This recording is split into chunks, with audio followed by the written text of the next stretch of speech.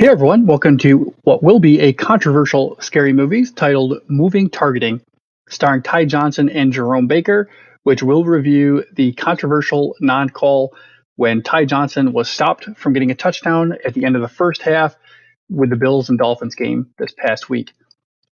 I'm starting off with a screen grab from the NFL rulebook, which I will link in the description of the video. One of the great features of the NFL's rulebook is that it does have this search bar here, very convenient. You probably noticed I put the word target into there and it returns 0 results. Point being, the NFL does not have a targeting rule. Further, and I know this may sound strange, there is no blanket prohibition for helmet to helmet contact in the NFL. Now, to take a look at that, we will review the play, but as a quick disclaimer, I will not be showing the actual contact between Ty Johnson and Jerome Baker. I just mentioned that the NFL does not have a blanket prohibition for helmet to helmet contact, so the answer is yes. Helmet to helmet contact is often completely legal in the NFL. In order to be prohibited, there has to be an and. We're familiar with roughing the passer, where the quarterback is in a defenseless position throwing the football. And in this case, we need to take a look at Ty Johnson to see if he is considered a defenseless receiver. By NFL definition, a defenseless receiver is one who has not completed the catch and is unable to protect himself. So we do see here in these slides that Ty Johnson has secured the ball. He's turning upfield and he is stepping forward. So by all definitions of a catch, you would expect this to be considered a completion prior to the hit, which means he has completed the catch and is no longer in that catching process. Further, pay close attention to his shoulder and his helmet as we go through these next couple of slides. He turns his head and he lowers his shoulder to brace for contact, which means he is capable of protecting himself. What I'm getting at here is that Ty Johnson is no longer considered, by NFL rule, a defenseless receiver. He's capable of protecting himself, so therefore he is not protected from helmet to helmet contact. Now, one of the other things I'd like to talk about, and we will change the angle just a little bit, is that there are other penalties on the table for this. You may have remembered from a few years ago the NFL creating a rule called lowering the head to initiate contact. Now, this was the NFL's attempt to focus on the heads-up tackling form, which prohibits what they call a flat back, crown forward tackling form. And as we see the contact about to occur, we're again going to cut short before the contact is made. We do see potentially you could make an argument that Jerome Baker is leading with the crown of his helmet. We're going to go through these a couple of times, though, but he does not have that flat back that the lowering the head emphasis videos and guidance materials really harped on.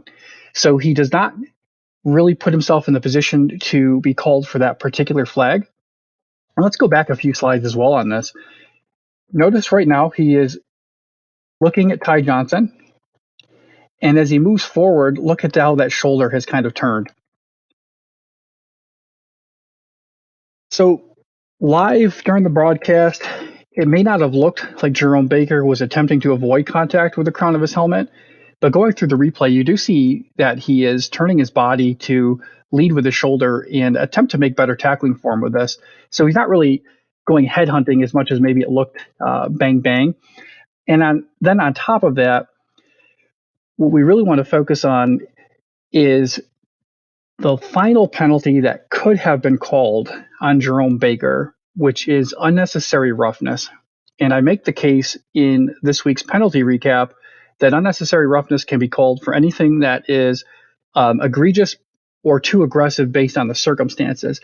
So let's rewind this a little bit and take a look at the three primary players for this play. We have Ty Johnson, of course, and Jerome Baker, and then we have Eli Apple trying to chase down Ty Johnson. So once again, I'm going to stop short of the actual contact for this, but we have Ty Johnson pretty much at the 1 yard line. The contact that Jerome Baker can count on occurring is this rundown from Eli Apple.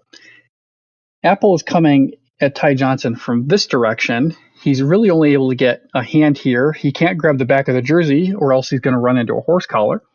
So he's trying to impact from the side. He's doing a pretty good job with the tackling form here, but there's no guarantee that Ty Johnson is not going to have his momentum carry him forward, or with a side impact that would be angular here. So what I'm trying to get to here is that the only possible way Jerome Baker has to prevent this touchdown from his point of view is to drive forward pretty much as hard as he can and use physics to his advantage to stop Ty Johnson from getting into the end zone for the touchdown. Now, before I end the video, I've defended the fact it was not called on the field. I'm not asking viewers to like the hit.